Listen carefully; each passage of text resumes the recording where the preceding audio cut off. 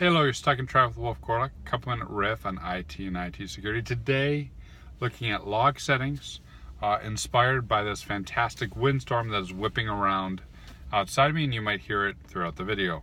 It's one of the reasons why I'm parked and not doing this from traffic, even though I could have, because traffic took forever, and I probably could have recorded a several-hour-long video because there's down power lines, there's broken windows, there's doors that are being blown open and cracking. There's cars that are being blown off the road. It's a bloody hot mess.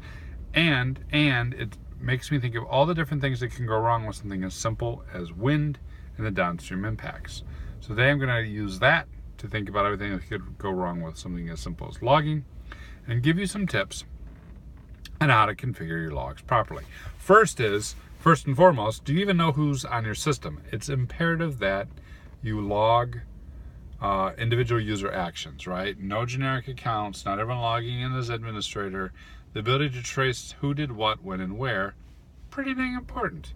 So individual access. Second thing is, what did that individual do? These are logging things like starting processes, launching a firewall, or sending data out. What else on a server-based system? Accessing sensitive information, access denied, those types of things. Third thing is, what time did you do it? So here we're looking at, do you have a central time server? Is a time service synchronized? If I'm doing things across multiple computer systems or network equipment, do they all have the same time? Can I trace that timeline using this system clocks because I'm using NTP to a known time source that's synchronizing out onto the internet, right? So, who did something, what did they do, and when did they do it? Common ways you see all these things bypassed is someone gets in your box.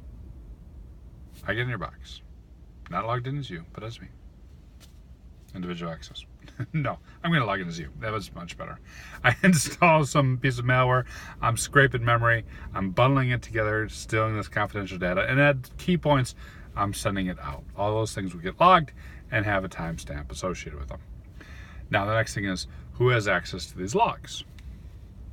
A couple reasons for that. One is to make sure there's no log tampering, because I'm going to want to cover my tracks even though I'm logged in as you. So that's pretty important.